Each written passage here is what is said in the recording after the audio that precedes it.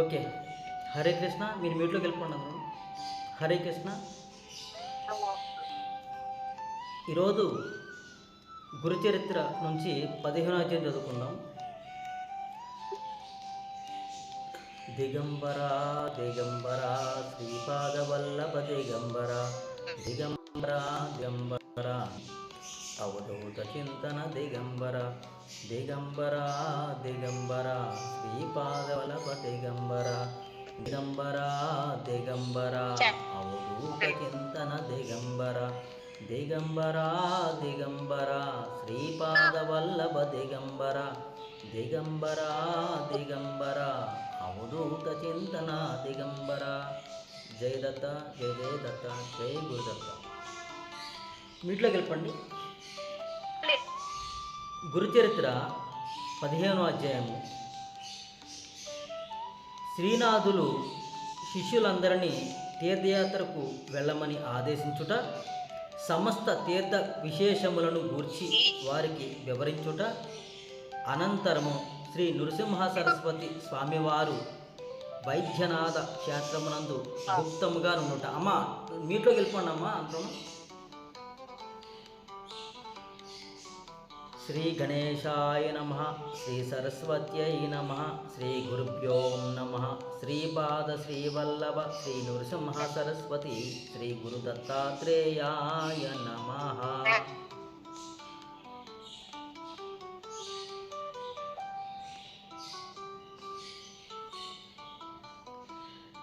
సిద్ధమునీశ్వరుడు శిష్యుడైన నామధారకునితో ఇట్లు పలుకుతున్నాడు. శిష్య నామధారక, నీ జన్మ ధన్యము, నీ వాక్కు మరింత ధన్యమైనది. శ్రీ గురు పాదాబ్జములందు నీ మనస్సు లయమయ్యను.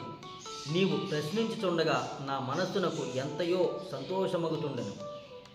నీవు ప్రశ్నించే విధానం మిగులు ప్రశంసనీయమైనది. అయితే శ్రీ గురుమూర్తి వైద్యనాథ క్షేత్రమున గుప్తముగా ఉండుటకు కారణమేమిటి అని నీవు అడిగి ఉంటివి. అంటే ఇందాక 13వ అధ్యాయం చివరిలో సిద్ధమునీశ్వరుని నామధారకుడు అడిగాడు. సిద్ధమునీశ్వరుని ఏమని అడిగాడంటే నామధారకుడు, గురువర్య స్వామివారు వైద్యనాథ క్షేత్రంకి వెళ్ళిపోయి గుప్తంగా ఉన్నారని చెప్పారు కదా, ఎందుకు అని అడిగాడనమాట. అందుకు సమాధానం చెప్పేదను. సావధాన చిత్తుడివై వినుము. తమ యొక్క మహిమ లోకమునకు విరివిగా ప్రకటనమైన ఎడల శ్రీవారిని సేవించుటకై తమ యొక్క మనోరథములను ఈడేర్చుకునుటకు శ్రీ గురుదర్శనము చేసుకొనవలెనని ఉబలాటముతో అసంఖ్యాకముగా జనులు విచ్చేయుదురు. చూడండి, ఎప్పుడైనా ఒక గురుమూర్తికి పేరు ప్రఖ్యాతులు పెరిగిపోతున్నాయి. ఎప్పుడు పెరిగిపోతున్నాయి అంటే, వారు ఎవరికైతే దర్శనమిస్తారో, ఎవరైతే దర్శనం చేసుకుంటారో వారికి ఏదైతే బాధ, లేదంటే ఏదైతే కోరిక, ఏదైతే ఇబ్బంది ఉందో ఆ ఇబ్బంది తొలగిపోయినా, ఆ బాధ తీరిపోయినా, ఆ వారికి ఆనందం చేకూరినా వారు 10 మందికి అడ్వర్టైజ్మెంట్ చేస్తూ ఉంటారు. అలా అడ్వర్టైజ్మెంట్ చేస్తున్నప్పుడు ఇప్పుడు వీరి దగ్గరికి ఇంతకుముందు ఒకళ్ళిద్దరు వచ్చిన కాస్త అసంఖ్యాకంగా పెరిగిపోతుంటారు. అప్పుడు వీరికి కొంచెం ఇబ్బంది రావచ్చు. ఎవరికి? ఈ గురువు అనే వ్యక్తికి ఇబ్బంది రావచ్చు. సపోజ్ వారు ఏదో సాధనలో ఉండడానికి ఉంటున్నారు. ఆ సాధనలో ఉండే నిమిత్తము ఎవరో ఒకళ్ళిద్దరూ వీరిని గుర్తించి వీరిలో ఏదో ప్రత్యేకత కనబడుతుందని, మాకు ఏదైనా బాధ తీర్చడానికి అవకాశం ఉంటుందేమో అని చెప్పేసి వారు దర్శనం చేసుకున్నారు. అనుకోకుండా వచ్చారు కదని చెప్పి వీరికి ఒక మంచి మాటలు 2 మాటలు చెప్పారు. ఆ మాటలు కాస్త నిజమైపోయాయి. అప్పుడేమవుతుంది, వీరు అక్కడ ఉండరు, 10 మందికి చెప్తారన్నమాట. ఆ గురువుగారి దగ్గరికి వెళ్ళాము, వారు చాలా చెప్పింది నిజమవుతుంది అని గట్ట. అప్పుడు వారికి ఈ 10 మంది కాస్త 100 మంది 1000 మంది అలా పెరిగిపోతుంటారు. అప్పుడు వారికి ఇబ్బంది కాబట్టి ఇలా పెరగకూడదు అనే ఉద్దేశంతో ఆయన గుప్తంగా ఉండిపోయారట. అసంఖ్యాకంగా జనులు విచ్చేదురు. అందులో కొంతమంది సజ్జనులు ఉంటారు, కొంతమంది దుర్జనులు ఉంటారు. కొంతమంది సజ్జనులు ఉంటారు, కొంతమంది దుర్జనులు ఉంటారు. ఇంకా దూర్తులు కూడా ఉంటారట. కొంతమంది మంచివారు ఉంటారు, కొంతమంది చెడ్డవారు ఉంటారు, కొంతమంది ఇంకా దుర్మార్గులు కూడా ఉంటారు అన్నమాట. దూర్తులు కూడా ఉంటారు. వారందరూ శ్రీ గురునాథుని సేవించడానికి వచ్చి మమ్ములను తమ శిష్యులుగా భక్తులుగా స్వీకరింపమని ప్రార్థించెదరు. కొంతమంది భక్తులుగా మమ్మల్ని స్వీకరించండి అంటారు, కొంతమంది శిష్యులుగా స్వీకరించండి అంటారు. ఇలాగా ప్రార్థించడం మొదటి కాడి నుంచి. అయితే ప్రస్తుతం ఎలా ఉంటుందంట, కలియుగమనందు అందరూ చాలా వరకు అత్యంత ప్రసిద్ధి నొందిన గురువులు ఎంచుకుంటారు. కలియుగంలో ఎలా ఉంటారు, సపోజ్ ఒక పుట్టపర్తి సాయిబాబా అని, లేదంటే ఒక గొప్ప గొప్ప పేరున్న గురువుల్ని ఎంచుకుంటారు. అంటే ఇప్పుడు ప్రస్తుతం అనుకుంటే కనుక ముఖ్యంగా లైవ్లో ఎవరున్నారో, పేరున్న లైవ్లో ఎవరున్నారో గురువులు, వాళ్ళ దగ్గర చేరిపోతారు. వాళ్ళు కొంతమంది చాలామంది చేరిపోయి వాళ్ళు చెప్తారట, మేము వారికి శిష్యులు, నేను పలానా మహాత్ముడికి శిష్యుణ్ణి, నేను పలానా వారికి పలానా మహాత్మునికి గొప్ప శిష్యుడను, గొప్ప సేవకుడను, గొప్ప ఇది, వారిని గొప్పగా సేవించుకుంటాను, వారికి ఏం కావాలో చూసుకుంటుంటాను, ఇట్లా చెప్పుకుంటూ పోతుంటారు. నిజానికి చేస్తూ ఉంటారు, కానీ ఈ ఈ ఈ వీరి యొక్క గొప్పతనం చెప్పుకుంటూ ఉంటారు చాలామంది. నేను పలానా వారి శిష్యుడను అంటే వీరికి గొప్ప పేరు వస్తుంది అనమాట. ఆ ఉద్దేశంతో వీళ్ళు గొప్పగా చెప్పుకుంటారన్నమాట. ఇలాగా ఈ గురువులకి చాలా ఇబ్బంది వస్తుంటుంది అనమాట. ఆ ఉద్దేశంతో ఎలాగా సపోజ్ ఇంకా వీరు ఎగ్జాంపుల్ చెప్తున్నారు. ఎలాగంటే పరశురాముల వారు అవతరించి మనుషుల యొక్క ఆశ ఎలా ఉంటుంది అంటే మనం తెలుసుకోవచ్చు. పరశురాముల వారు అవతరించి ఈ భూమండలమునందు దుష్ట క్షత్రియులందరినీ సంహరించింది. క్షత్రియులు బ్రాహ్మణుల్ని బాధ పెడుతున్నారని తెలుసుకుని, హింసిస్తున్నారని తెలుసుకుని పరశురాముడు ఏం చేశాడు, 38 సార్లు 38 అనుకుంటా, అన్నిసార్లు దండెత్తి క్షత్రియుల మీద దండెత్తి వాళ్ళని రాజ్యాలని లాగేసుకున్నాడు అనమాట. వాళ్ళని సంహరించి వాళ్ళ రాజ్యాలను లాగేసుకుని తదుపరి రాజ్యాలని భూమిని, వారి భూమిని అంతటి తీసుకుని ఆ భూమిని అంతటి కూడా బ్రాహ్మణులకు దానదత్తం చేశారట. ఆ భూమిని అంతటిని కూడా దానదత్తం చేశారు బ్రాహ్మణులకి. సరే, అనంతరము వారు ఎవరు, పరశురాముల వారు పశ్చిమ సముద్రమునికి వెళ్ళి అతడు గుప్తముగా తపస్సు చేసుకుంటున్నారట. అయితే ఇప్పుడు ఈ బ్రాహ్మణులు స్వీకరించారే, ఈ భూమిని అంతని దారాదత్తం చేసుకుని తీసుకున్నారే దానం కింద పరశురాముల వారి దగ్గర నుంచి, అయినా వారికి ఆశ తీరక ఆ బ్రాహ్మణులందరూ కూడా తిరిగి మళ్ళీ వారి వద్దకు వెళ్ళి, స్వామివారి దగ్గరికి వెళ్ళి వారు అడుగుతున్నారట, వారు ప్రస్తుతం ఏ ప్రదేశంలో కలరో దానిని కూడా మాకు దానదత్తం చేయమన్నారట. మీరు ఇచ్చి దానదత్తం చేసిన ప్రదేశాలన్నీ కూడా సరిపోలేదు, సరిపోకుండా ఇంకేమడుగుతున్నారు, మీరు ఉన్న ఈ ప్రదేశం కూడా మాకు దారదత్తం చేయండి అని అడుగుతున్నారట. చూడండి ఎంత మనిషికి ఆశ ఉంటుందో. ఏంటి వీరు కూర్చొని ఏంటి వీళ్ళందరూ ఇక్కడ నేను నన్ను ఇబ్బంది పెట్టద్దని చెప్పేసి ఎక్కడో పశ్చిమ సముద్రంలోకి వెళ్ళిపోయి అక్కడ ఒక ప్రదేశం ఉంటే గుప్తంగా అనమాట, ఆ ప్రదేశంలో కూడా సాధన చేసుకుంటారట ఆయన. ఆ ప్రదేశంలో కూడా వెళ్ళి వీరు ఆ ప్రదేశంలో కూడా మాకు దానం చేసేయండి స్వామి అని అడిగారట. అలా ఉంటుంది. అయితే అందుకు విసిగిపోయిన పరశురాముల వారు బాహ్యముగా అందరికీ ప్రకటనమై ఉండుట వలన నన్ను వేధించి ఇంకా ఇబ్బంది పెడుతున్నారు కాబట్టి మరి ఇంకేమి అడుగుతారో అని మానవులకు ఆశ దురాశ అంతు ఉండదని భావించి ఆ సముద్రం మధ్యలో లోపలికి వెళ్ళి గుప్తంగా ఉండిపోయారట. పైన ప్రదేశానంతా కూడా వారు దారదత్తం చేసేసి ఇంకా మళ్ళీ ఎక్కడైనా కూర్చుంటే అక్కడికి వచ్చి మళ్ళీ అడుగుతారని చెప్పేసి లోపలికి వెళ్ళిపోయారట.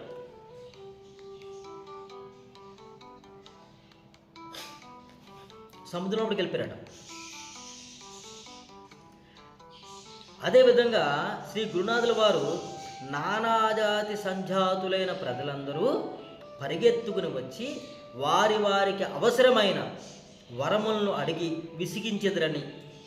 విసిగించెదరు కాబట్టి ఆ కారణం వలన వారు వైద్యనాథమునందు కొంతకాలము గుప్తంగా ఉండిపోయారు. అంటే బహిర్గతంగా బయటకు ఎవరికి కనబడకుండా లోపల ఉండిపోయారన్నమాట. ఒక గుహ లోపల ఒక ఎవరి శూన్య ప్రదేశం ఎవరికి కనబడకుండా గుప్తంగా సాధన చేసుకుంటూ. ఇప్పుడు గురునాథులు విశ్వవ్యాపకులైన జగదీశ్వరుడు. ఆయన వరములను ఈగిపోవడం ఏంటి? ఆయన త్రిమూర్తాత్మకుడు కదా, బ్రహ్మ విష్ణు మహేశ్వర స్వరూపం కలిగిన వ్యక్తి కదా, జగదీశ్వరుడు కదా. మరి ఆయన వచ్చిన వాళ్ళందరికీ వరములను ఇవ్వకపోవడం ఏమిటి? ఇవ్వచ్చు కదా, ఎన్ని వరాలైనా ఇవ్వచ్చు కదా అని శంకించవలదు. వ్యక్తులలో ఎందుకు ఇవ్వరంటే కొంతమందికి ఇచ్చినట్టు కొంతమందికి ఇవ్వనట్టు ఉన్నాయి. ఎందుకు ఇవ్వలేదు అంటే చెప్తున్నారు, వ్యక్తులలో గల విశ్వాసమును గమనించి అతని యొక్క మానసిక భక్తిని పరిశీలించి అతని పాత్రత యోగ్యతను అనుసరించి వారి ఎడల ప్రసన్నులగుటకు వ్యక్తిగత అంశములను పరిశీలించడం ఎంతో అవసరము. అంటే వచ్చిన వాళ్ళందరికీ వరాలు ఇచ్చుకుంటూ పోకూడదు. కొంతమంది అందుకే మనం కూడా చాలామంది చెప్తాము, పాత్ర చూసి దానం చేయండి అంటాము. ఏమంటాము? పాత్ర చూసి దానం చేయండి. ఎవరి మట్టికాలు వచ్చి దానం చేయడం కాదు, పాత్ర చూసి దానం చేయండి. అంటే వారి యొక్క వారు భిక్ష అడుగుతున్నారంటే అసలు వారి ఏంటి, వారి స్థితిగతులు ఏంటి, వారి మంచివారా చెడ్డవారా, ఈ ధనాన్ని వారు సద్వినియోగం చేసుకుంటారా దుర్వినియోగం చేసుకుంటారా, పోనీ ఈ ధనాన్ని తీసుకెళ్ళి వారి కుటుంబం, వారికి ఏదైనా ఆ భిక్షకుడికి కుటుంబం ఉంటే ఆ కుటుంబానికి వినియోగిస్తాడా, లేదంటే దీన్ని వేరే వ్యసనాలకి వినియోగిస్తాడా, ఇవన్నీ కూడా తెలుసుకోవాలన్నమాట. అంటే అందుకే పాత్ర చూసి ఇతను కష్టపడడానికి రెడీగా ఉన్నాడా, లేదా కష్టపడకుండా సోమరిపోతిగా ఉండి అడుక్కు తింటున్నాడా, ఇవన్నీ కూడా మనం పరిగణన తీసుకోవాలి. అందుకే పాత్ర చూసి దానం ఇవ్వమంటారు. అలాగే ఈ గురువర్యులు కూడా ఎవరి మట్టికాళ్ళు వస్తే ఏది పడితే అది ఇవ్వడానికి కుదరదు. అందుకే వారి యొక్క పాత్రత అన్నారు ఇక్కడ. పాత్రత అంటే వారి యొక్క ఏ స్థితిలో ఉన్నారు, దీనస్థితిలో ఉన్నారా, కష్టపడుతూ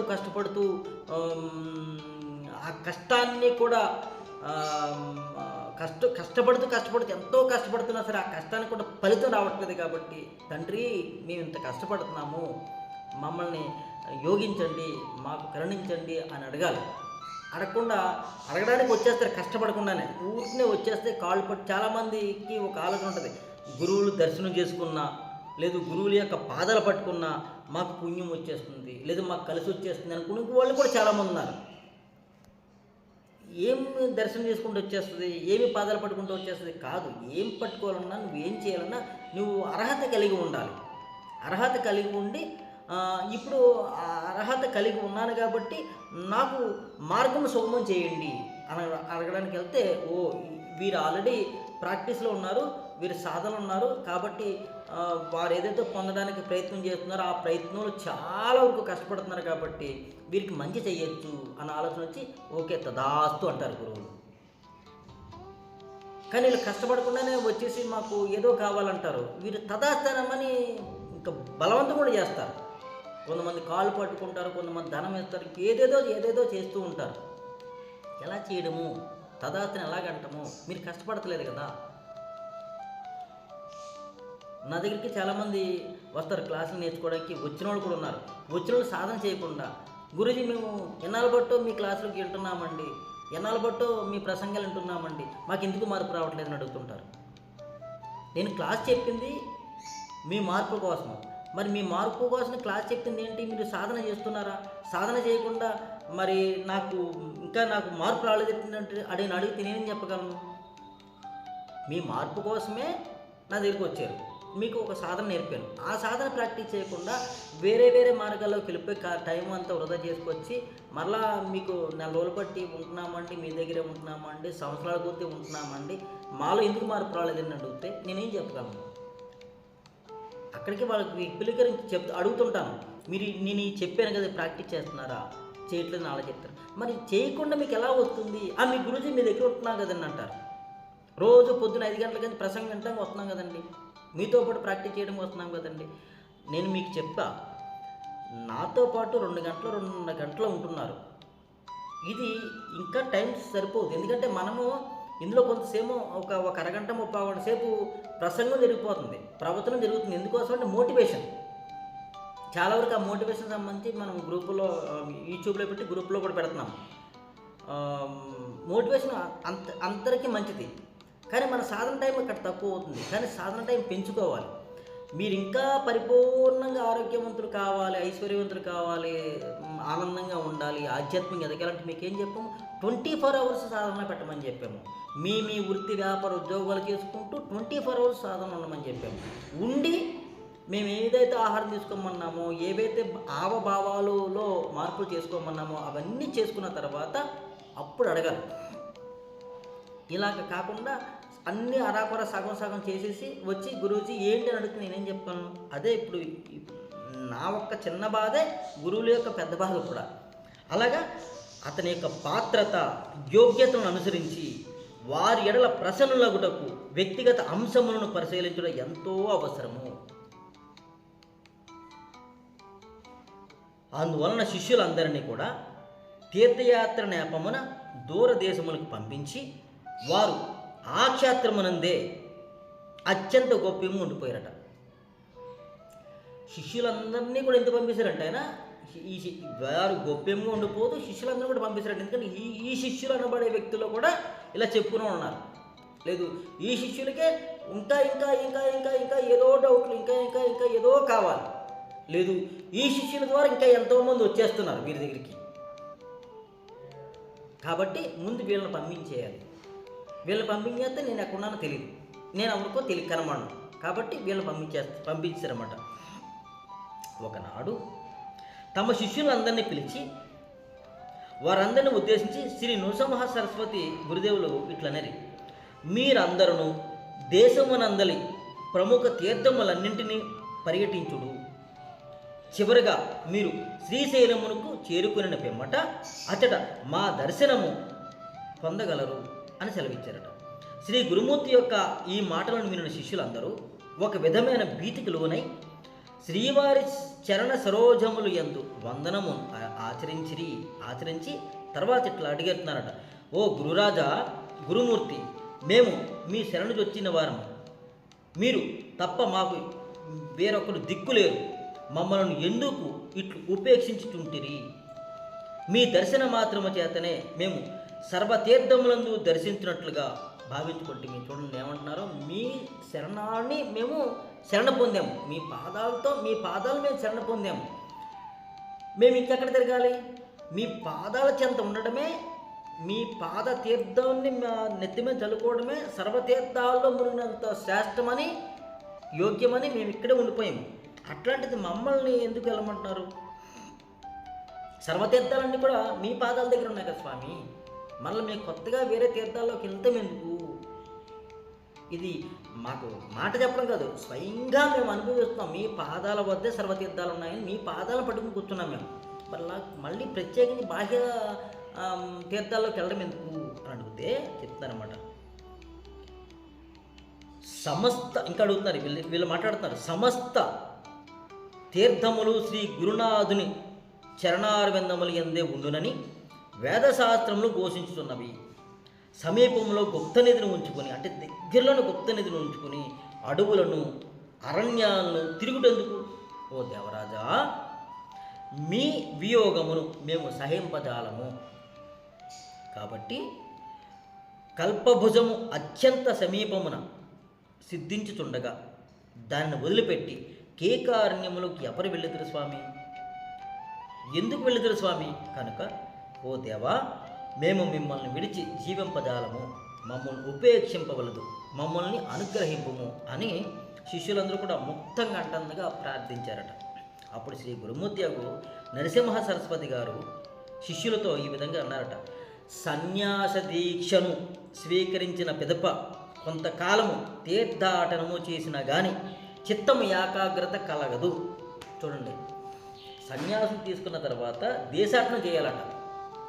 ప్రతి ప్రదేశంలోకి వెళ్తేనే కానీ నీ చిత్తము ఏకాగ్రత కుదరదు. చిత్తం అంటే మనస్సు ఇంకొక పర్యాయ పదము చిత్తము. మనస్సు యొక్క పర్యాయ పదము లోపటి మాట చిత్తము. చిత్తం అంటే మనస్సు అనేక రకాలుగా ఆలోచిస్తుందన్నమాట.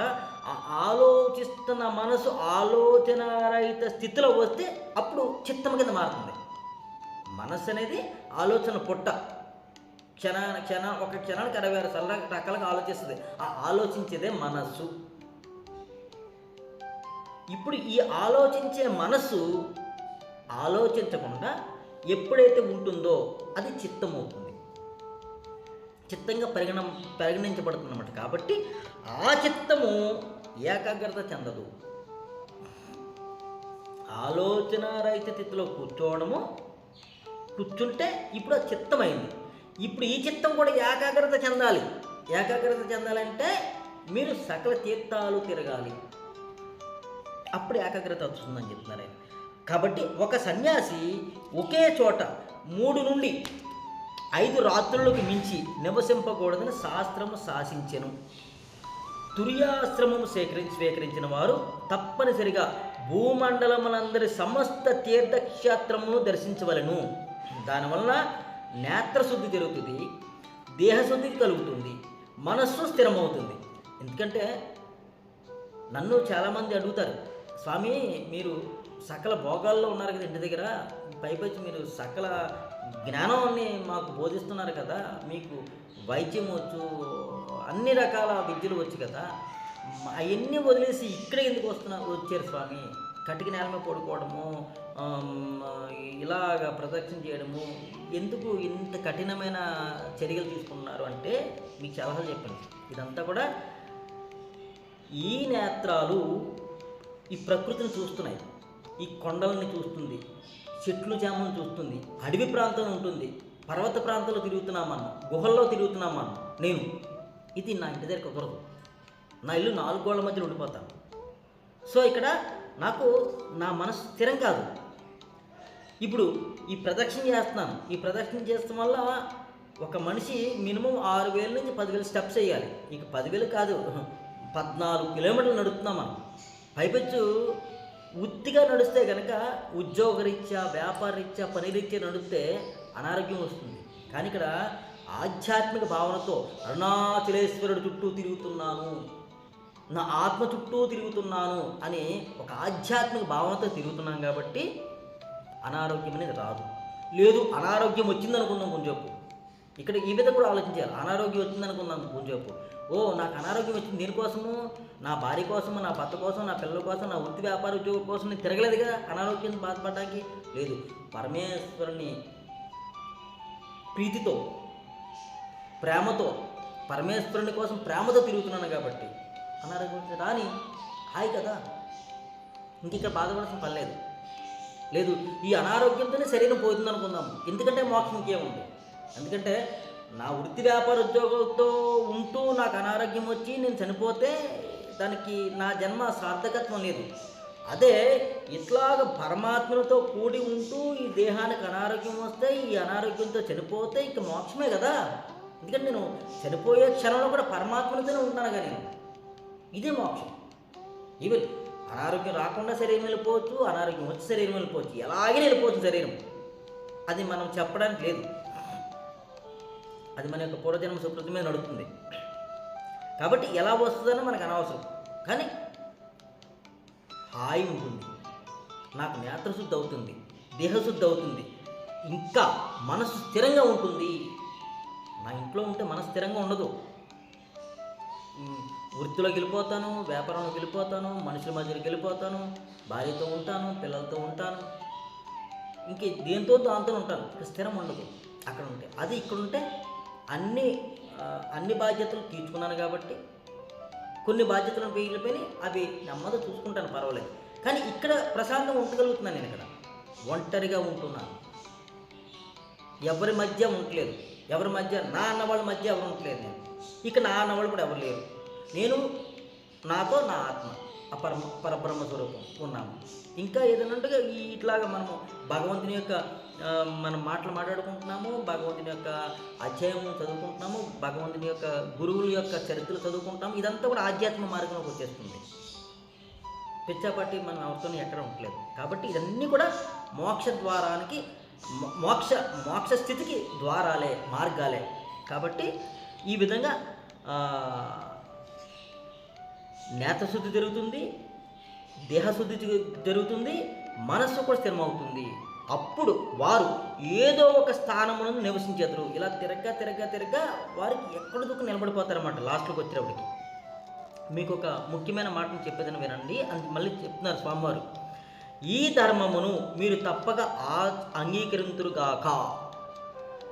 ముఖ్యమైన విషయం చెప్తున్నాను, నేను చెప్పింది మీరు చేయాల్సిందే, ఇది ధర్మము, మీరు ఇలా చేయండి అని అంగీకరింతురుగాక. మీరందరూ ఇచ్చటి నుండి బయలుదేరి సర్వతీర్థములను పర్యటించి తిరిగి నా దర్శనమునకు రావచ్చును. మీరు అన్నీ తిరిగి తర్వాత నా దర్శనంకి రండి. నేను బహుధ్యాన నామ సంవత్సరం నందు శ్రీశైలమునకు చేరేదను. అప్పుడు మీరు అందరూ కూడా అచ్చట నా దర్శనము చేయవచ్చు. నేను నేను కూడా గుప్త స్థితిలో ఉంటూ నా సాధన చేసుకుంటూ బహుధ్యాననామ సంవత్సరంలో శ్రీశైలం చేరుతాను. అంటే ఆ శ్రీశైలంలో వారు అంతర్ధానం అయ్యారనమాట. కాబట్టి ఆ సమయాన్ని మీరు అందరూ కూడా అక్కడ రావచ్చు అని చెప్తున్నారు. నా దర్శనం చేయవచ్చును అని శిష్యులకు ఉపదేశించారు. శిష్య నామధారక, ఇప్పుడు సిద్ధముని చెప్తున్నారు, శిష్య నామధారక. వెంటనే శిష్యులందరూ కూడా శ్రీ స్వామిల వారి దివ్య చరణములను పట్టుకుని ఆ శిష్యులందరూ కూడా శ్రీ గురుమూర్తిని ఇట్లు వినవించుకున్నారట. ఓ గురుదేవ, తమ ఆజ్ఞయే మాకు శిరోధార్యము, మీ మాటలు మాకు పరుసవేది వంటివి. పరుసవేది అంటే ఏంటి? పరుసవేది దగ్గర ఇనుమును పెడితే ఇనుము బంగారంలా మారిపోతుంది అనమాట. అందుకు పరుసవేది అంత గొప్పది. కాబట్టి మీ మాటలు మాకు పరుసవేది వంటివి. మీ ఆజ్ఞకు బద్ధులమైన ఇప్పుడే భూమండలమును గల తీర్థములన్నింటినీ పరిగెట్టించి వచ్చేదము. గురువాక్యమును పాలించిన వాడు ఘోరమైన రౌరవాది నరకముల్లో పడిపోవును. చూడండి, ఇక్కడ గురువుకి ఎవరైతే సరెండర్ అవుతారో, సరెండర్ అవ్వని వారి విషయం కాదు, ఎవరైతే సరెండర్ అవుతారో వారికి గురువు ఏం చెప్తే చేయాల్సిందే.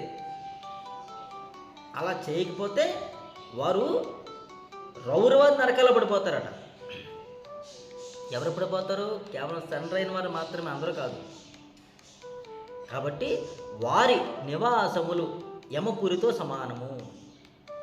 అలా పాటించిన వారి నివాసాలన్నీ కూడా యమపురితో సమానమాట. కావున గురునాథ, మేము బయలుదేరి ఏ ఏ తీర్థములను సేవించవలనో దయతో తాము సెలవీయగలరు. మేము బయలుదేరుతాము, కానీ ఏ ఏ తీర్థాల్లో తిరగాలో మాకు తెలియదు కాబట్టి, దర్శించుకోవాలో తెలియదు కాబట్టి మాకు సెలవు ఇవ్వండి అని అడుగుతారు. మా హితమును కోరి మీరు ఆదేశించిన ఉపదేశ వాక్యములను మా చిత్తములో స్థిరముగా నిలుపుకొని మాటి మాటికి స్మరించుకొనుచు మేము పరిగెట్టించదము. మీరు ఏదైతే చెప్పారో ఆ ఉపదేశ వాక్యాలు మా చిత్తంలో నిలుపుకుంటూ దాన్నే స్మరించుకుంటూ అన్ని తీర్థాలు తిరిగి వస్తాము స్వామి, చెప్పండి అని అడుగుతున్నారు. అయితే ఏ ఏ తీర్థమును దర్శింపవలనో, ఏ ఏ క్షేత్రమును చూడవలనో మీరు అనుమతించి తీరగానే మేము వెళ్ళిపోయేదము అన్నారట. మహానుభావ, మీ వాక్యలే మాకు బ్రహ్మవాక్కులు, అందుకు మేము త్రికరణములతో బద్ధులమై ఉండువారము అని శ్రీ గురుదేవులను శిష్యులందరూ కూడా ప్రార్థించారట. అంతఃకరణ శుద్ధితో తమ శిష్యులు చెప్పిన మాటలను వినిన శ్రీ గురుదేవులు ప్రసన్నవదనంతో వారందరికీ కూడా తీర్థయాత్ర కోసము అనుమతిని ప్రసాదించిరి. ఇప్పుడు వారి చెప్పిన మాటలు తెలిసిపోద్ది కదా, గురువులు కదా, వారు ఏ భావంతో చెప్పారో తెలిసిపోద్ది. కాబట్టి వారు ఏ భావంతో చెప్పారు? అంతర్ముఖులే చెప్పారన్నమాట. వారి యొక్క మనస్సులో మనస్ఫూర్తిగా ప్రసన్న దీక్షతో అడిగారు. కాబట్టి వారు ప్రసన్నయ్యారు, స్వామివారు ప్రసన్నయ్యారట. అభయప్రదానము చేసిరి. వారు నిశ్చింతగా పర్యటించవచ్చును. మీ పర్యటనలో ఎట్టి విఘ్నములు ఆటంకములు ఏర్పడవు అని వారికి చక్కగా విశ్వాసము కల్పించిరి. అనంతరము లోకమునందలి వివిధ తీర్థములను గూర్చి ఈ విధంగా వివరించి చెప్పారట. ఈ బ్రహ్మాండమునందలి సమస్త క్షేత్రములలోకెల్లా కాశీ క్షేత్రము ప్రధానమైనది. మీరందరూ అచ్చటి నుండి నేరుగా అవిముక్త క్షేత్రముకు కాశీ క్షేత్రమునకు చేరుకొని గంగా భాగీరథిని సేవించుడు. నువ్వు కాశీక్షేత్రంకి వెళ్ళి అక్కడి నుంచి గంగని దర్శనం చేసుకోండి. ఆ గంగ ఎక్కడి నుంచి వచ్చింది? భగీరథుడిని యొక్క మునీశ్వరుడు దివి నుండి భూమికి తీసుకొచ్చాడు గంగాదేవిని. కాబట్టి పవిత్ర గంగానది తటాక యాత్ర అన్నాడు. పవిత్ర గంగానది తటాక యాత్ర అనగా గంగా ప్రదక్షిణము 60 యోజనముల దూరంతో కూడి ఉంది. ఇక్కడ చూడండి, ఇక్కడ మీరు గంగలోకి వెళ్ళి మునగమని చెప్పట్లేదు. గంగా తటాక యాత్ర అంటే గంగ ఎక్కడ పుట్టిందో, ఎక్కడ ఎండ అయిందో తటాక యాత్ర అంటారు. అక్కడి నుంచి ఇక్కడ దాకా రావాలి. తటాక యాత్ర అది ఎంత ఉంటుందా? 60 యోజనముల దూరం ఉంటుందట. ఈ గంగా ప్రదక్షిణము చేయుట వలన 60 కృత్యవ్రతములు చేసిన ఫలము లభించును. 60 కృత్యవ్రతములు చేసిన ఫలం లభిస్తుందట ఒక్కసారి గంగాదేవికి ప్రదక్షిణ చేస్తే. ఇక్కడ కృత్యవ్రతము అంటే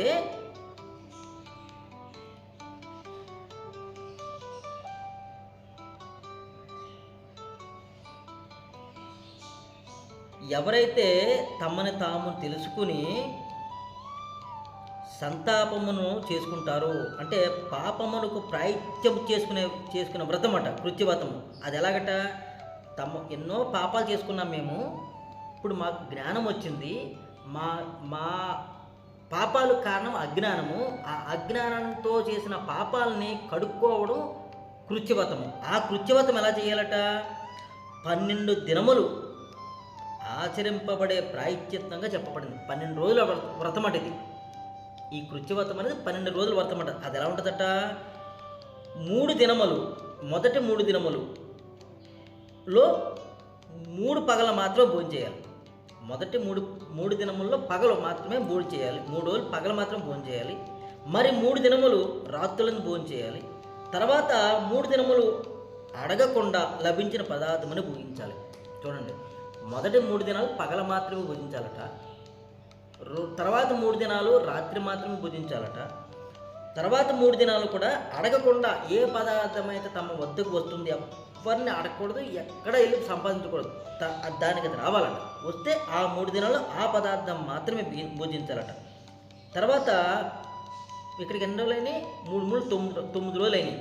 ఒకటి పగలు, ఒకటి రాత్రి, 9వ రోజు, 9వ పగలు, 9వ ఏది అడగకుండా యాచించకూడదు, ఎక్కడికి వెళ్ళి సంపాదించకూడదు, వారికి అనుకోకుండా రావాలి, వస్తే అది ప్రసాదంగా స్వీకరించాలట. తదిమ 3 దినాలు కూడా పూర్తిగా భోజనం వదిలిపెట్టాలట. ఇంకా రాత్రి తినకూడదు, పగల తినకూడదు, వచ్చింది తినకూడదు. తదిమ 3 దినాలు ఇంకేమీ తినకూడదట. దీన్ని ఒక కృత్యవ్రతం అంటారు, కృత్యవ్రతం అంటారు దీన్ని. ఇలాంటివి ఎన్నట 60 చేస్తే పాపాలన్నీ కూడా పోయి పుణ్యం వస్తుందట. చూడండి, ఒక కృత్యవ్రతము 3 పగళ్ళు తినాలి, 3 రోజులు పగలు తినాలి, 3 రోజులు రాత్రులు తినాలి, 3 రోజులు దొరికింది తినాలి ప్రసాదంగా. తత్మ 3 రోజులు అసలు ఏమీ చెప్పిన ఉపవాసం ఉండాలట. ఇలాంటిది ఒక కృత్యవ్రతం. ఇట్లాంటి 60 కృత్యవ్రతాలు చేస్తే నువ్వు ఇప్పటిదాకా చేసిన పాపాలు కూడా పోతాయట. అంత ప్రయోజనం నువ్వు గంగా తటాక యాత్ర చేస్తే. బాగుంది కదా. ఇక తదుపరి ప్రయాగ యాత్ర ప్రధానమైనది. ప్రయాగలో యాత్ర చేయమంటున్నారు. అచ్చట గంగా యమున సరస్వతి త్రివేణి సంగం ఉంటుంది. ఈ త్రివేణి సంఘ స్నానము బహుపుణ్యప్రదము.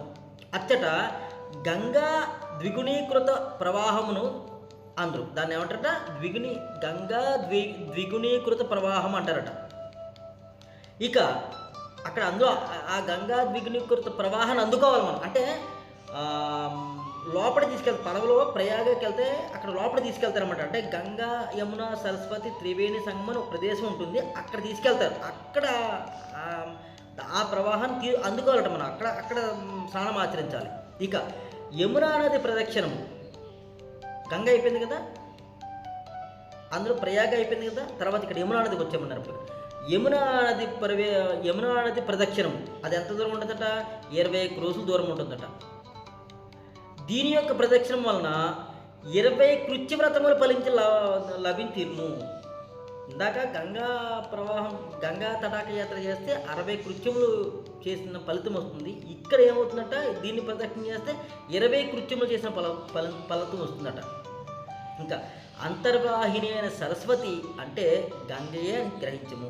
అంతర్వాహిని సరస్వతి ఉంటుంది, గంగా యమున సరస్వతి కదా, ఆ సరస్వతి ఏదైతే ఉందో అది కూడా గంగే అని గ్రహించాలట. అంటే ప్రత్యేకంగా సరస్వతి ఉండదు కాబట్టి ఈ నేల మీద అది ఎంతో పవిత్రమైనది. ఇది 24 క్రోసులు దూరముతో కూడి ఉంటుంది. సరస్వతి నది 24 క్రోసుల దూరం ఉంటుందట. దీనివలన 24 కృత్యముల వ్రతము చేసిన ఫలం లభించును. అంతేకాదు ఈ త్రివేణి సంగమ స్నానం వలన యజ్ఞము చేసినంతటి ఫలము లభించును. శాశ్వతముగా మానవులు బ్రహ్మలోకమునందు నివసింతురు. పితృలోకమునందు గల తమ పితృదేవతలు ఆనందంతో ఉండెదరు. వీరు బ్రహ్మలోకంలో జీవిస్తారట, పితృలోకులు కూడా ఆనందంగా ఉంటారట. ఇక ఇది గంగా యమున సరస్వతి అనే త్రివిధ నదుల తటాక యాత్ర అనగా ప్రదక్షిణము చేసిన దాని యొక్క ముఖ్య ఫలముగా భావించవలను. అయిపోయింది ఇక్కడికి. తర్వాత ఇంకేం చెప్తున్నారు, వరుణా నది, కుశవర్తి, శతద్రు, విపాసక, వితస్త, శరావతి అను ఈ నదులు అత్యంత మనోహరములుగా ఉండి మిక్కిలి ప్రసిద్ధి నొందినవి. తదుపరి గొప్పవైన మరుధ్వాధా నది, అసిక్ని నది, మధుపతి నది, పయస్వి, వృతవది, తదుపరి దేవనది, ఇవన్నీ అత్యంత ప్రసిద్ధములు, పుణ్యప్రదములైన నదులు. ఈ నదుల యొక్క తటాకయాత్రను మీరు ఈ నదుల యొక్క తటాకయాత్ర ఇవన్నీ కూడా నదుల్లో స్నానం చేయడం కాదు, తటాకయాత్ర చేసామని చెప్తున్నారు మీరు. ఈ నదుల యొక్క తటాకయాత్రను మీరు చేయవలను. వీటిలో గొప్పది దేవనది తటాకయాత్రను తప్పనిసరిగా చేయవలను. దేవనది యొక్క తటాకయాత్ర తప్పనిసరిగా చేయండి మీరు. ఇది 15 క్రోసుల దూరంతో చుట్టబడి ప్రదక్షిణము కలిగి ఉంటుందట. దూరముగా ఎంత ఉండునో అంతే కృచ్ఛఫలము లభించును. ఎంత దూరంగా అయితే ఉంటుందో అంత కృచ్ఛఫలం నీకు లభిస్తుందట. వీటిలో స్నానమాత్రము చేతనే పవిత్రులయ్యేదురు. ఇప్పుడు ఈ తటాకయాత్ర చేసి స్నానం చేస్తే పవిత్రులవుతారట. బ్రహ్మహత్యాది పాతకములు నశించిపోవును. ఈ తటాకయాత్ర చేసి మీరు ఎప్పుడైతే స్నానం చేస్తారో అన్నదిలో బ్రహ్మహత్యాది పాతకములను కూడా నశించిపోతాయట. అంటే ఎన్నో జన్మల్లో నువ్వు చేసిన బ్రహ్మహత్యాది పాతకాలు ఏదైతే ఉన్నాయో అవన్నీ కూడా పోతాయట. ఇప్పుడు ఈ జన్మే కాదు, నిశ్చలమైన మనోభావముతో ఈ నదులలో స్నానం చేయవలను. ఈ తటాకయాత్ర చేసి ఇప్పుడు స్నానం చేస్తే నేను ఎన్నో జన్మల నుంచి చేసిన బ్రహ్మ హత్యా పాపాలన్నీ కూడా పోతాయి అని మనోనిశ్చింతో మీరు స్నానం చేయాలట. ఏదో వెళ్ళి మునిగి వచ్చేయడం కాదు. ఈ భావంతో చేస్తే ఖచ్చితంగా మీకు ప్రతిఫలం వస్తుందన్నమాట. ఇక ప్రదక్షిణ యాత్రను పూర్తి చేయవలను. ఇది మనస్ఫూర్తిగా చేసినప్పుడు మాత్రమే తత్ఫలితమును పూర్తిగా పొందగలుగుతారు. ఇది ఎలా ప్రదక్షిణ చేయమంటారట? మనస్ఫూర్తిగా అంటే ఇంకా మనస్సు చంచల స్థితులు లేకుండా ఎక్కడికి వెళ్ళకుండా. ఇప్పుడు చాలామంది ఈ గిరి ప్రదర్శన చేస్తూ ఉంటారు. ఆ పక్క ఈ పక్క షాపులు ఉంటాయి. ఆ షాపుల్లో ఏముంది, ఈ షాపుల్లో ఏముంది, ఆ పక్క ఈ పక్క మనుషులు నడుస్తుంటారు. ఆ పక్క మనుషులు అలా నడుస్తున్నారు, ఈ పక్క మనుషులు నడుస్తున్నారు. ఆ పక్క మనుషులు ఎలా మాట్లాడుకుంటున్నారు, ఈ పక్క మనుషులు ఏం మాట్లాడుకుంటున్నారు. ఇవన్నీ కంటితో చూడటము, చెవులతో వినడము. ఇలా కాకుండా భగవన్నామస్మరణతో ఏ ఆలోచన కూడా మనసులోకి రాకూడదు. ఇక్కడ స్టార్ట్ పాయింట్ చేసాము, ఆర్తిచ్చి మొదలు పెడతాము, తిరిగి ఎలా ప్రదక్షిణ చేసి ఇక్కడ ముగిస్తాము. మొదలుపెట్టిన కాడి నుంచి పూజ చేసేంత వరకు కూడా మనస్సులో ఏ విధమైన వృత్తి, వ్యాపార, కుటుంబ ఆలోచనలు కానీ, చుట్టుపక్కల జరిగే సన్నివేశాల యొక్క వ్యవహారం కానీ మైండ్లోకి వెళ్ళకూడదు. ఇది ప్రసన్నంగా చేయడం అంటే, ప్రదక్షిణ చేయడం అంటే. ఆ విధంగా ప్రదక్షిణ యాత్ర పూర్తి చేయవలను. అది మనస్ఫూర్తిగా చేసినప్పుడు మాత్రమే తత్ఫలితములు పూర్తిగా పొందగలరు. ప్రదక్షిణము చేసినప్పుడు మనస్ఫూర్తిగా చేయాలి. ఇంకా కొంతమంది అక్కడక్కడ బోర్డులు ఉంటాయి, ఇక్కడి నుంచి మొదలెట్టి ఇప్పుడు ఎంత దూరం వచ్చాము, ఇంకా ఎంత దూరం ఉంది, అమ్మ ఇంకెంత దూరం ఉందా అనుకుంటారు. ఇక్కడ మనస్ఫూర్తిగా చేసింది లేదు, ఇంత దూరం నడిచి ఇంకెంత దూరం నడవాలో అనుకుంటూ ఉంటారు అక్కడ. అంటే ఇంకా నడవాలా, ఇంకా అవ్వలేదా, ఇంకా అవ్వలేదా, ఇంకా అవ్వలేదా అంటారు. ఇక్కడ మనస్ఫూర్తి ఎక్కడ ఉంది? గమ్మున అయిపోతే బాగుంటుంది. ప్రశాంత స్థితి లేదు ఇక్కడ. ఎప్పుడు మొదలెట్టానా, ఎప్పుడు పూర్తి చేసానా, ఎంత గమ్మున వెళ్ళిపోయినా, ఎంత గమ్మున వచ్చేసానా, ఇది 10 మంది చెప్పుకోవాలి. నేను ఇంత గమ్ముని నడిచేసి, నేను ఇంత స్పీడ్గా నడిచేసాను, ఇన్ని గంటలు వచ్చేసాను నేను, లేకపోతే ఇన్నిసార్లు ప్రదక్షిణ చేసేసాను, ఈ కౌంటింగ్ చెప్పుకోవాలి నేను. ఇలా కాకుండా ప్రదక్షిణ అనేది మనస్ఫూర్తిగా పూర్తి భక్తిభావంతో మీరు చేయాలి. తటాకా యాత్ర లేదు, ఈ అరుణాచలంలో గిరి ప్రదక్షిణ ఏం చేసినా కానీ మీరు ఇలా చేయమని చెప్తారు స్వామివారు. ఇంకా చంద్రభాగ, రేవతి, సరయు, గోమతి, వేదిక, కౌశికి, నిత్యజల, మందాకిని ఇవి నిత్యము ప్రవాహ జలములతో నిండి ఉండును.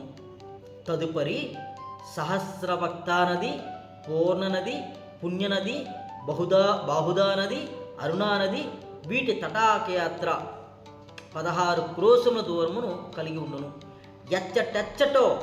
ఎచ్చటెచ్చట ఈ నదులకు సంగమ స్థలము కలవో అవన్నీ కూడా అత్యంత పవిత్రములు. ఈ నదుల్లో ఎక్కడెక్కడైతే సంగమ స్థలాలు ఉంటాయో, కొన్ని అంటే 2 నదులు లేదా 3 నదులు కలిసే ప్రదేశం సంగమ స్థలం అంటాం అనమాట.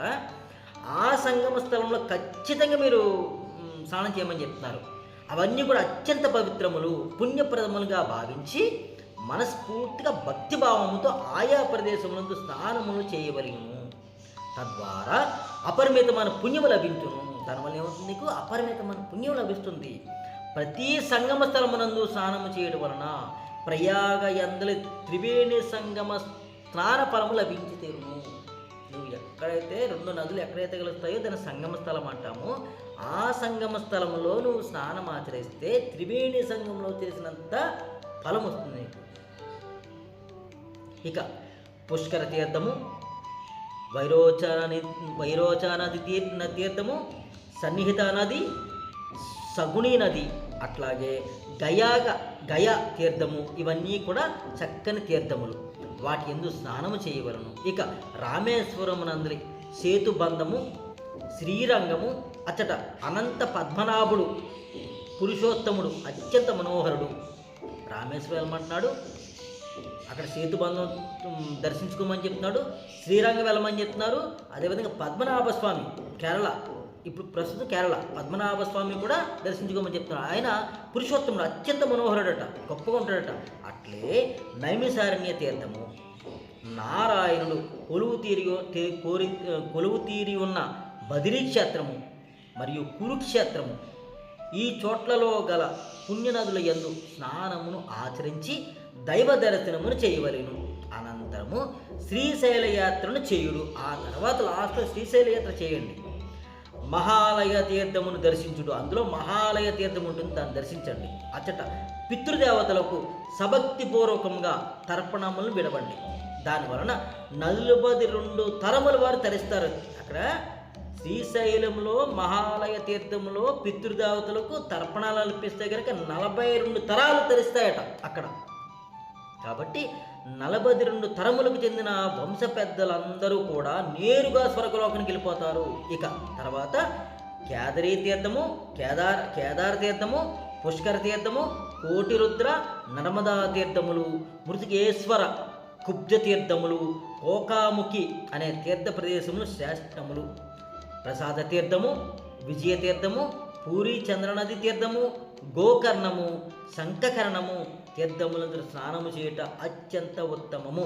తర్వాత అయోధ్య, మధుర, కాంచి, ద్వారవతి, గయ, సాలగ్రామ తీర్థము, సబల గ్రామము, ముక్తి క్షేత్రముల యందు గల తీర్థముల యందు స్నానము చేసి అచ్చట పవిత్రమైన పుణ్యవంతులైన దైవక్షేత్రమును దర్శించుట అత్యంత ఉత్తమము. అనంతరము గోదావరి తటాక యాత్రను చేయవలను. తర్వాత ఇప్పుడు గోదావరి తటాక యాత్ర చేయవలను. అది 6 యోజనముల దూరముతో కూడి ఉండును. అది 6 యోజనముల దూరంతో కూడి ఉండును. దాని మహిమ చెప్పుకోనలవి కానిది. దాని మహిమ చెప్పడానికి సరిపోం, గొప్పదనమాట. అంటారు ఆ గోదావరి తటాక యాత్రను చేసిన వారికి, అందులో స్నానమాడిన వారికి వాజపేయ యజ్ఞమును చేసినంత మహాపుణ్యము సులభముగా లభిస్తుంది. అపసవ్య వేళలయందు తటాక యాత్రను చేయనప్పుడు నిష్ఠతో మనోనెచ్చలముతో స్నానము చేయడం వలన జ్ఞానులయ్యెదురు. మహాపాతకములు కూడా పవిత్రులయ్యదురు. మహాపాతకులు కూడా మహాపాపం చేసిన వాళ్ళు, వీళ్ళందరూ మహాపాతకులు. వీళ్ళందరూ కూడా అందులో స్నానం చేస్తే, గోదావరిలో స్నానం చేస్తే, ఆ యాత్ర చేసి స్నానం చేస్తే పవిత్రులు అవుతారట. ప్రయాగతో సమానమైన ప్రసిద్ధి చెందిన తీర్థములు మరి 2 కలవు. ఒకటి భీమేశ్వర తీర్థము, రెండవది వంజరా సంగమము అన్నవి ముఖ్య ప్రధానమైనవి, ప్రఖ్యాతమైనవి. ఇక కుశ తర్పణ తీర్థము అందులో చాలా గొప్పది. కుశ తర్పణ తీర్థము చాలా గొప్పది. దాని తటాక యాత్ర 12 క్రోసులతో కూడి ఉంటుంది. గోదావరి సముద్ర సంగమము స్థలము వరకు చేసే తటాక యాత్ర వలన 36 కృత్యముల వ్రతము ఫలము లభించును. గోదావరి తటాక యాత్ర చేస్తే అక్కడ గోదావరి మొదలైన కాడ నుంచి సముద్రం వరకు, ఎక్కడ సముద్రం వస్తుంది సముద్రం వరకు చేస్తే అక్కడ 36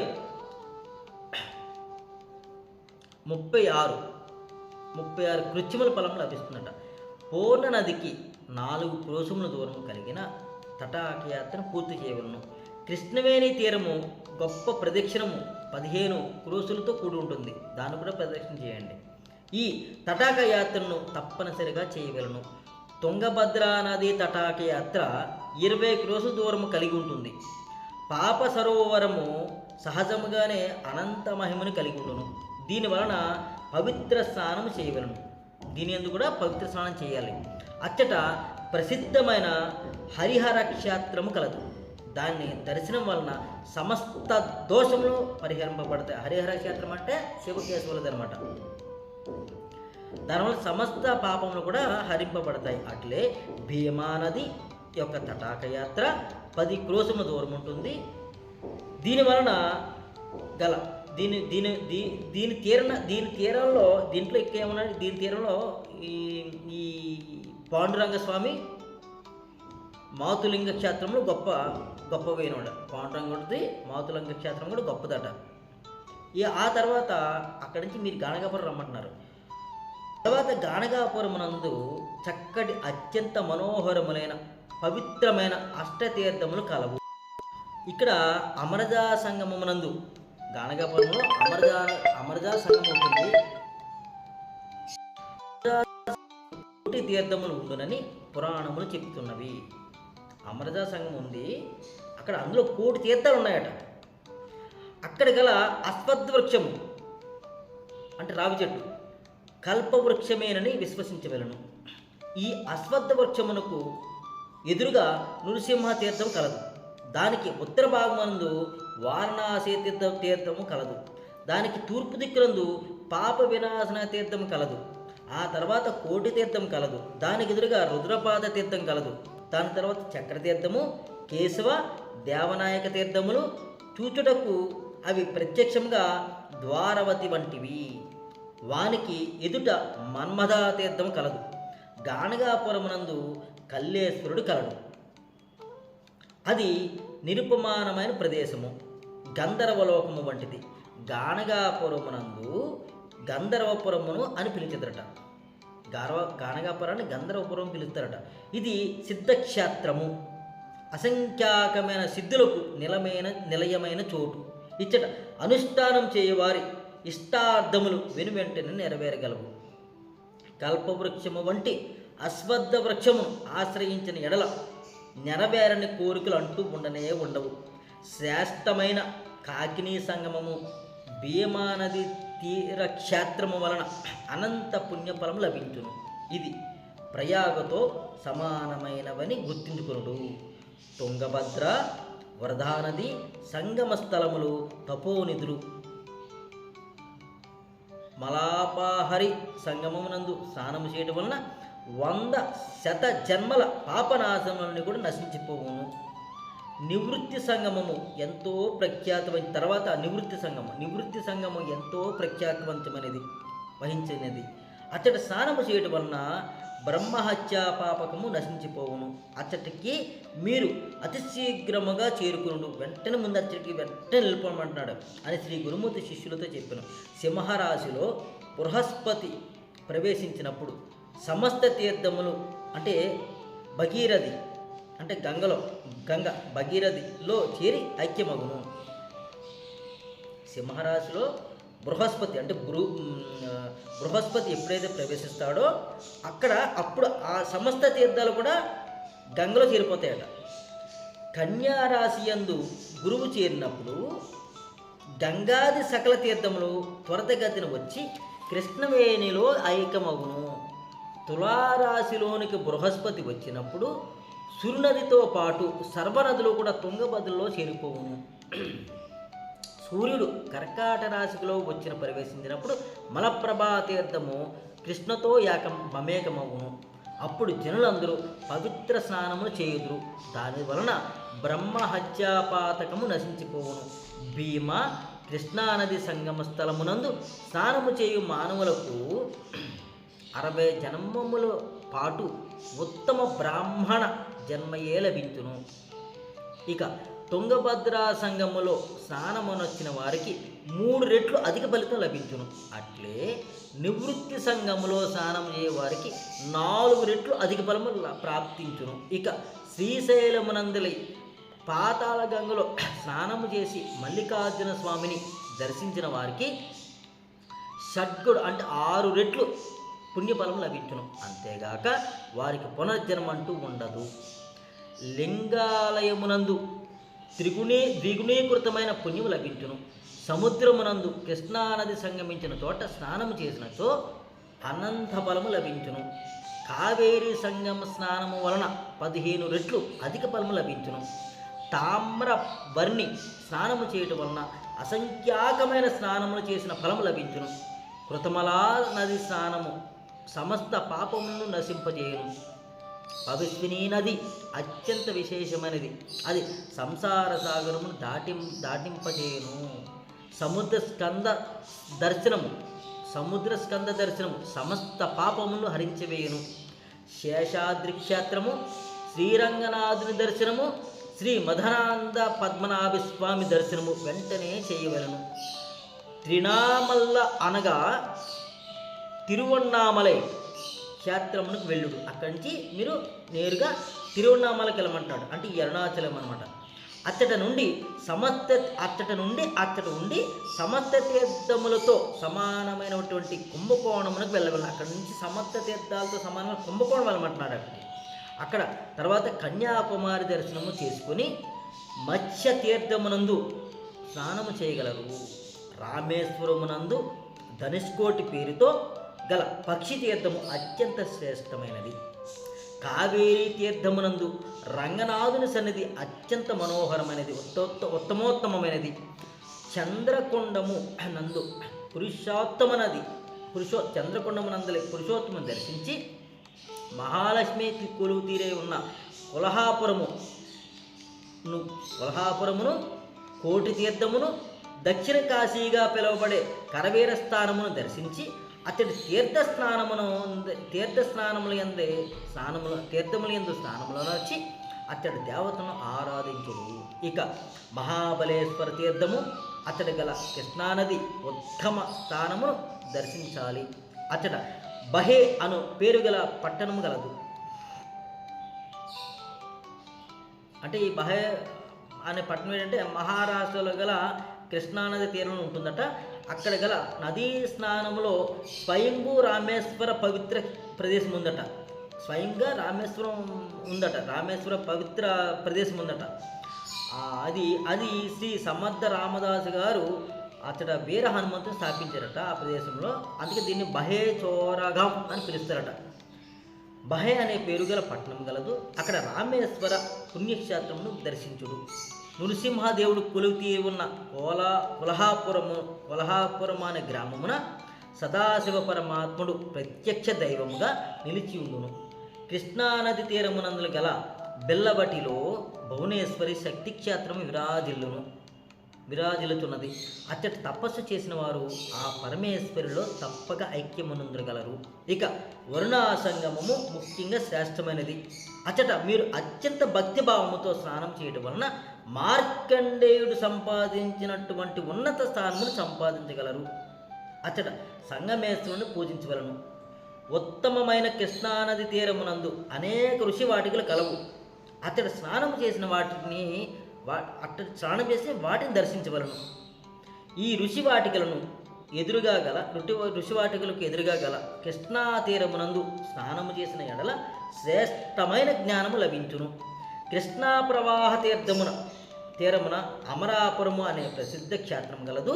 అది పంచగంగా సంగముతో కూడిన ఉన్నది. అతడు స్నానము చేయటం వలన ప్రయాగ తీర్థరాజమునందు చేసిన పుణ్యము లభించును.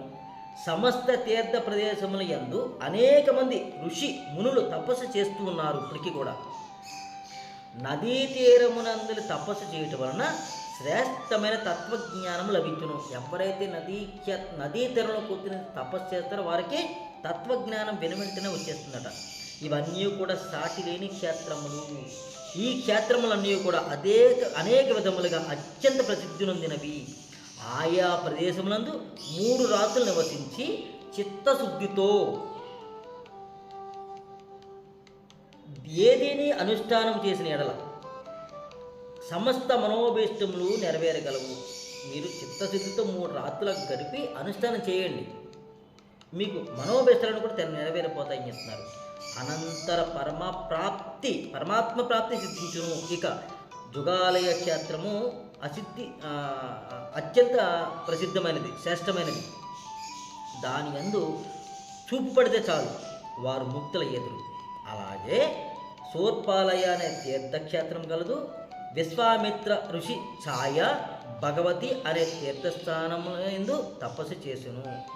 ఎక్కడ సోర్పాలయ అనే తీర్థక్షేత్రం ఉందట. అక్కడ విశ్వామిత్రుడు, ఛాయ, భగవతి అనే అనే వ్యక్తులు తీర్థస్నానాలు చేసి తపస్సు చేశారట. అతటనే గల మల ప్రహారి సంగమమునందు స్నానము చేసినచో సమస్త దోషములు సమసిపోవును. విష్ణుమూర్తి అవతారమైన కపిల మహర్షికి గాయత్రీదేవి ప్రసన్నమైన శ్వేత శృంగి అను క్షేత్రం అత్యంత ప్రసిద్ధమైనది. అతడ కృష్ణానది ఉత్తరవాహినిగా ప్రవహించును. అతడు స్నానము చేయటం వలన కాశీ స్నానము చేసిన దానికంటే 100 రెట్లు శతగుణితముగా ఫలము లభించును. అతడు ఏదేని ఒక మంత్రమును అనుష్ఠించినచో కోటి గుణతములు ఫలము సిద్ధించును. కేదారీశ్వర తీర్థము అనే పేరు గల మరొక శ్రేష్టమైన తీర్థం కలదు. పిఠాపురమునందు దత్తాత్రేయ స్వాముల వారు అనాదిగా నివసించుతుండేది ఇప్పటికీ కూడా. కాబట్టి మణిగిరి అనే పేరు గల మరొక ప్రసిద్ధమైన తీర్థం కలదు.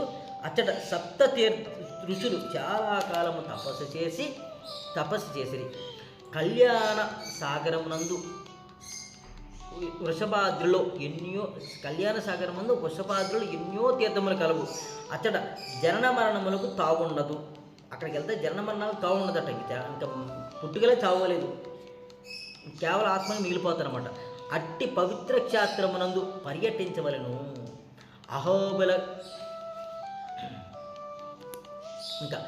అహోబిలమును దర్శించవలను. తద్వారా 60 యజ్ఞములు చేసిన ఫలితము లభించును. శ్రీరంగ దర్శనము వలన పునర్జన్మ ఉండదు. శ్రీరంగ దర్శనం చేస్తే పునర్జన్మ ఉండదు. ఈ భూమండలమునందు గల సమస్త తీర్థములో మీరు పర్యటించవలను. ఈ నదులు రజోదర్శనయుక్తమైనప్పుడు స్నానము చేయటం దోషస్పదమగును. నదులన్నిటికీ కూడా రజస్వల జరుగుతుంటుంది అన్నమాట. ఆ రజో దర్శన యుక్తమైనప్పుడు స్నానం చేయకూడదట. ఇక్కడ ఎలా జరుగుతుందట? కర్కాటక సంక్రాంతి మొదలుకొని 2 మాసముల కాలమునందు నదులకు రజస్వల దోషముండును కనుక అప్పుడు నదీ స్నానం చేయకూడదు. అయితే నదీ తీరవాసులకు మాత్రం ఆ దోషం ఉండదు. అంటే అక్కడ ఆ నదీ తీరాల్లో జీవించే వారికి మాత్రం ఆ దోషాలు ఉండవు. కానీ ఇలా తీర్థయాత్రలు చేసే మీకు మాత్రం ఉంటుందని చెప్తారన్నమాట. కర్కాటక సంక్రాంతి మొదలుకొని 2 మాసాల వరకు రజస్వల దోషం ఉంటుంది కనుక అప్పుడు ఆ నదీ స్నానం చేయకూడదు. తత్మూలంగా చేయొచ్చు. అక్కడ ఆ పరిసర ప్రాంత వాసం చేయొచ్చట. ఇక గమనించదగిన విశేషం ఏమనగా మహానదులు రజోదర్శనయుక్తమై ఉన్నప్పుడు 3 దినములు వాటిలో స్నానం చేయకూడదు. ప్రత్యేకంగా 3 దినాలు స్నానం చేయకూడదట. భాగీరథి, గౌతమి, చంద్రభాగ, సింధు, నర్మద, సరయు అనే నదులను ఈ రజస్వల దోషయుక్తమైన 3 దినములు స్నానం చేయకుండా త్యజించవలను. వీటిని త్యజించాలట ఈ 3 రోజులు మాత్రం. గ్రీష్మకాలమునందు నదులన్నీను కూడా 10 రోజుల పాటు రజస్వలాయుక్తములుగా ఉండును. వాపి, కూప, తటాకములు మొదలైన వాటినన్నిటినీ కూడా ఒక రాత్రి స్నానము చేయకుండా వదిలిపెట్టవలను.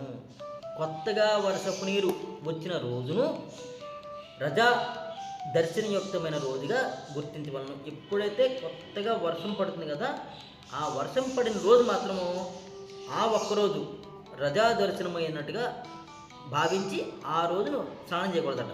అప్పుడు అలా విధంగా స్నానం చేయడం వల్ల ఏమవుతుందంట? అప్పుడు స్నానం చేయటం వలన మహాదోషం అంటుకును. కాబట్టి అట్టి సమయమునందు స్నానము వదిలిపెట్టవలను. ఈ విధంగా మీ అందరి కొరకు ఈ ధారాతలమునందు అంటే ఈ ధరాతలమునందు అంటే ఈ భూమి మీద నిలయమై ఉన్న తీర్థములను పుణ్యక్షేత్రముల గురించి సంగ్రహముగా తిని కంటి చూపుకు కనిపించినంత సమస్త నదులలో యథావిధిగా స్నానము తప్పక ఆచరించగలను అని ప్రసన్నవదనులై ఈ వివరములన్నింటినీ సంక్షిప్తంగా ఆదేశపూర్వకంగా, అంటే ఆజ్ఞాపిస్తున్నట్టుగా సంక్షిప్తంగా క్లుప్తంగా ఆదేశిస్తున్నారు. ఆదేశపూర్వకంగా శ్రీ గురుమూర్తి తమ శిష్యులకు వివరించి చెప్పాను. శ్రీ గురుదేవులు ఆదేశపూర్వకంగా అయిన వాక్యములను విని శిష్యులందరూ వారి మాటలను శిరసావహించి వరుస క్రమములో ఒక్కొక్కరుగా వచ్చి గురుమూర్తికి పాదాభివందనం చేసి అనుమతిని పొంది తీర్థయాతనంకే బయలుదేరి అని ఈ విధముగా సిద్ధముని నామధారకునితో చెప్పి శ్రీ గురుమూర్తి వద్ద సెలవు గైకున్న శిష్యులందరూ కలిసి యాత్రకు బయలుదేరి వెళ్ళిన పిదప శ్రీ గురునాథుడు అచ్చటనే గోప్యంగా ఉండిపోయి వారి యొక్క అనుష్ఠానం చేసుకుంటున్నారట.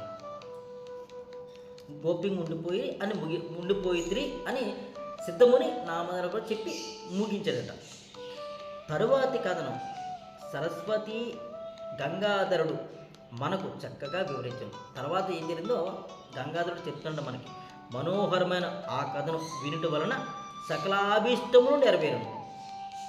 కామధేను వంటి శ్రీ గురుచరిత్రమును తర్వాత కదా వింటే గనక సకల కోరిక తీరిపోతాయట. ఎంత గొప్పదో మరి అది. ఇదేటట కామధేను వంటి గురుచరిత్రమును సావధాన చిత్తముతో, అసలు ఈ గురుచరిత్రే ఒక కామధేనువు. ఈ కామధేనుతో సమానమైన గురుచరిత్రను సావధాన చిత్తముతో శ్రవణము చేసిన విన్నవారికి భక్తజనులందరూ కూడా చతుర్విధ పురుషార్థ ఫలములు ఆవలేలగా పొందగలరు. ఎవరైతే చిత్త శుద్ధితో సావధాన చిత్తంతో శ్రవణం అంటే వింటే చాలట, వీరికి చతుర్విధ పురుషార్థాలు కూడా ఆవలేలకు వస్తాయట. చతుర్విధ పురుషార్థాలు అంటే ఏంటి? ధర్మ అర్థ కామ మోక్షములు చతుర్విధ పురుషార్థములు. ధర్మము, అర్థము, కామము, మోక్షము ఈ నాలుగు కూడా చతుర్విధ పురుషార్థములు అన్నమాట. ఇవి అవలేలకు వచ్చేస్తాయట. ఎవరికి వచ్చేస్తాయట? సావధానం చిత్తముతో విన్నవారికి. బ్రహ్మ పదార్థం యొక్క రసము మాధుర్యమును పదే పదే సేవించడం వలన బ్రహ్మ పదార్థం యొక్క రసాన్ని, ఆ మాధుర్యాన్ని పదే పదే సేవించడం వలన ఏమవుతుందంట? ఎవరికి ఎక్కువ మక్కువ జనించును, పదే పదే సేవించాలని ఎవరికైతే మక్కువ కలుగుతుందో వారు మాత్రమే పరమార్థమును సాధించి తుర్యాస్థానమును చేరుకొని పవిత్రమైన మానవ జన్మ యందు ఉత్తీర్ణు కాగలరు అని శ్రీ గంగాధరాత్మజుడైన సరస్వతి స్వామి శ్రీ గురుచరిత్రమును అందరికీ ప్రకాశింపజేసను. ఇది శ్రీ గంగాధర సరస్వతి విరచితమగు సిద్ధ నామధారక సంవాదాత్మకమైన పరమ కథాకల్పతరువగు శ్రీ గురుచరిత్రామృతము నందలి శ్రీ నృసింహసరస్వతి ఉపాఖ్యానమున జ్ఞానకాండమునందు తీర్థయాత్రా నిరూపణము అను 15వ అధ్యాయము సమాప్తము. జై దత్త గురుదత్త, జై దత్త గురుదత్త, జై దత్త గురుదత్త.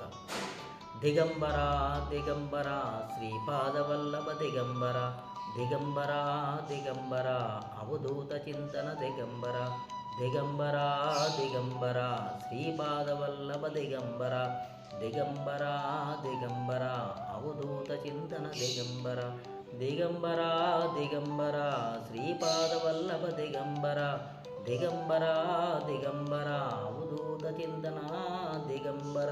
జై గురుదేవ్ గురుదత్త.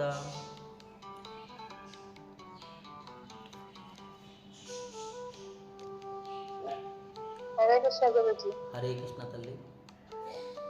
ఇందాక మనం మాట్లాడుకున్నాము, యూట్యూబుల్లో ఎవరెవరో ఏదో చెప్పింది కాదు కానీ త్రిగురాత్మ స్వరూపుడైన, త్రిమూర్తాత్మ స్వరూపుడైన వీరు చెప్పింది.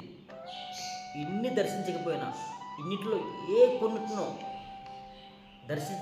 దర్శించకపోయినా, ఏ ఒక్కదాన్నో దర్శించిన ఆ ఒక్కదాంట్లో మనస వాచ కర్మ త్రికరణ శుద్ధితో కొంతకాలం ఉండి సాధన చేస్తే చాలు. ఈ కలియుగంలో ఇప్పుడు ఇక్కడ, ఎందుకంటే మనందరికీ కూడా ఆయుష్ చాలా తక్కువ, అందులో ఆరోగ్యం చాలా తక్కువ. ఇన్ని ఎలాగ తిరగలేము. ఏ కొన్నిటినైనా లేదు ఏ ఒక్కదానైనా పట్టుకుని కొన్ని రోజుల పాటు జీవించగలిగితే, కొన్ని రోజుల పాటు ఉండి అనుష్ఠానం చేయగలిగితే, ముఖ్యంగా 3 రోజులు, తర్వాత ఎన్ని రోజులు ఉన్నా పర్లేదు. మీ అందరికి కూడా ఉదయం చెప్పాను మన క్లాస్లో, నెలకొక్క మారైనా సరే ఒక 3 రోజుల పాటు ఈ అరుణాచల యాత్ర చేయండి, ఇక్కడ 3 రోజుల పాటు జ్ఞానంలో ఉండండి, ఎంతో కొంత మేలు జరుగుతుంది. నిరంతరం 4 గోళ్ల మధ్య ఉండిపోతున్నాము అని పొద్దున కూడా మనం క్లాసులో ప్రస్తావించుకున్నాము. ఏదో క్షేత్రంలో మనం ఒక 3 రోజుల పాటు ఉండగలిగితే చాలా గొప్ప ఫలితాలు వస్తాయి. ఎందుకంటే ఎంతో జ్ఞానం వికసిస్తుంది. అజ్ఞానంతో ఎన్నో పాపాలు చేస్తున్నాం మనం. ఆ పాపాలన్నీ కూడా పరిహారం జరుగుతుంది మనకి. కాబట్టి మీరు త్వరపడండి. సమయం మనకి ఎక్కువ ఉండదు మనకి. ఎందుకంటే ఈ శరీరము ఎప్పుడు ఏ క్షణం వదిలేస్తామో తెలియదు మనకి. అసలు రేపు నేనేం చెప్తానంటే అందరికీ, రేపు అనేది గ్రూప్ లేదు. రేపు అనేది గ్రూప్ లేదు. అసలు రేపేటి, ఇప్పుడు ఈ క్షణం తర్వాత మరుక్షణమే రూపు ఉండదు, ఏమవుతుందో తెలియదు. కాబట్టి ఈ క్షణమే, ఇప్పుడే ఈ క్షణమే మనకు జ్ఞానంతో ఉండగలగాలి.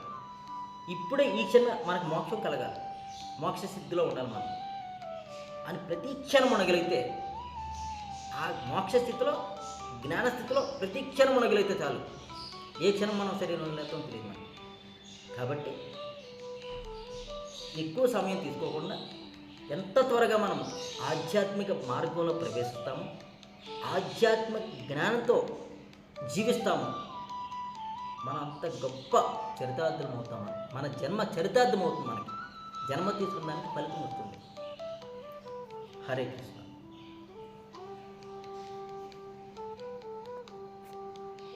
హరే కృష్ణ.